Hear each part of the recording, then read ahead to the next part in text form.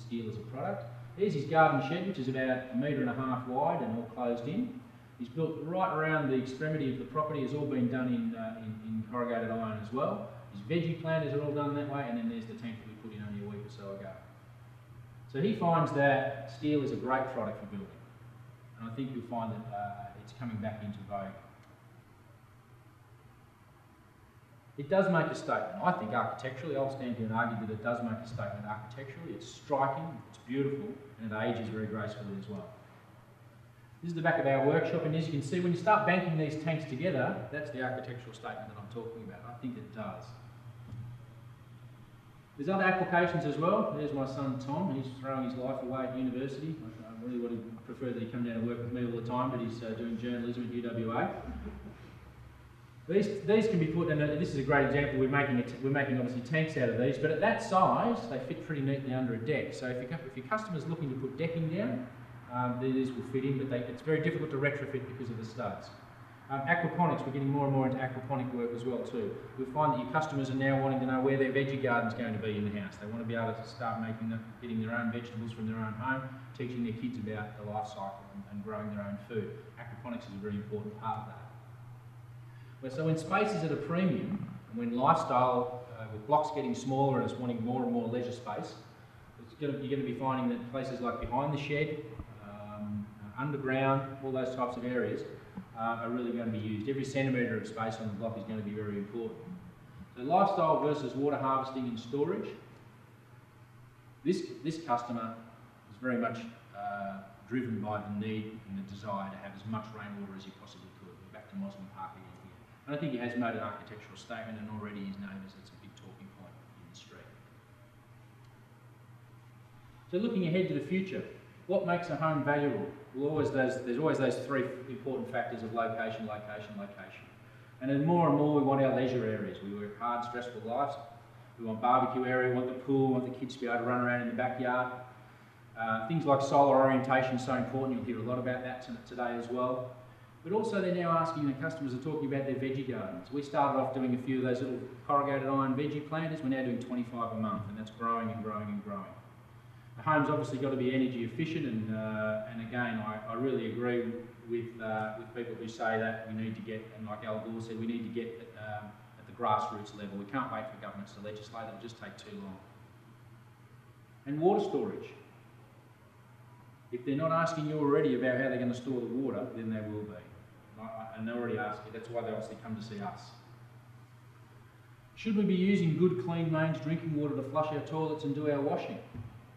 I think it's almost a crime. In places like Africa, South America and that sort of stuff, where they're using 30 or 40 litres per person per day, and in Western societies where we're using 200 and 300 litres per water per day. How many showers do you have a day? How many times do you go to the loo a day? How much water do you use when you're cooking? How much water do you put on your garden? Those things are almost unfathomable in some other societies. Desalination plants costing $1.5 billion each. Critical water shortages in the future. Recycled effluent. I bought some recycled effluent. Does anyone want to give it a try? I didn't think so. I think recycled effluent is going to be a big growth factor in our business. People are really fearful, even though it's happening in other areas, people are really, really fearful of the idea of drinking their own pee. It just doesn't do it for them.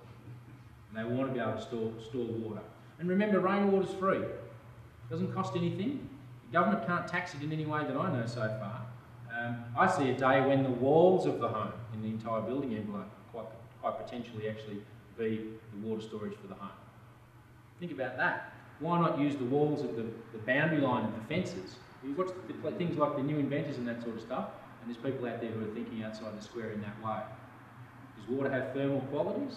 Does it actually increase the efficiency and the energy efficiency of your home if your walls were filled with water and also storing the water at the same time? And think about the application of actually the water coming down off your roof, and instead of going into a tank anywhere, they could actually come into the walls. So there's the future. At the moment though, I still see a real significant role for traditional style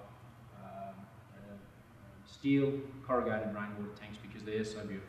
They're iconic in Australia, and I think to look forward we need to look back, which is why I thought we'd have a look at a little bit of the history of tanks today. To finish, just a couple of quick things. I'm sure you all scour the papers. and I do, and there's always stuff about water in the papers.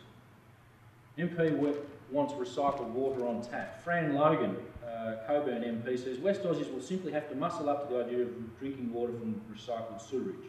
The MP's comments follow the CSIRO warnings that WA faces critical water shortages and the dying out of coastal wetlands. In a worst case scenario, WA faces a water deficit of 250 billion litres, which is 250,000 Olympic-sized swimming pools every year from 2030. We'd need to build another 5 desalination plants to meet this shortfall at a cost of more than $5 billion and rising.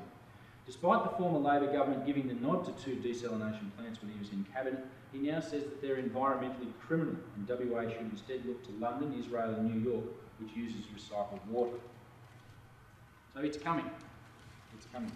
And in the West just recently, winter sprinkler bans are here to stay. I won't read this whole article, I'll just pick a couple of quick things out of it and then I'll go on my way.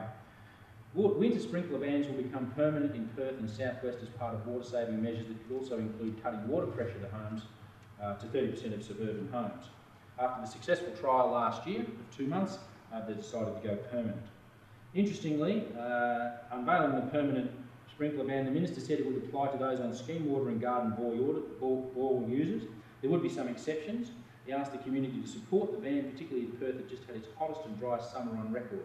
The fines will be $100 for breaching the ban. Dr Jacobs has no current plans to introduce summer sprinkling bans, which is almost a certainty that they will.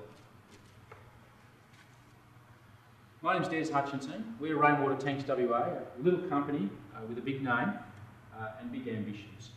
And when your customers are thinking to look at a retro style design, please consider us. Thanks for your time.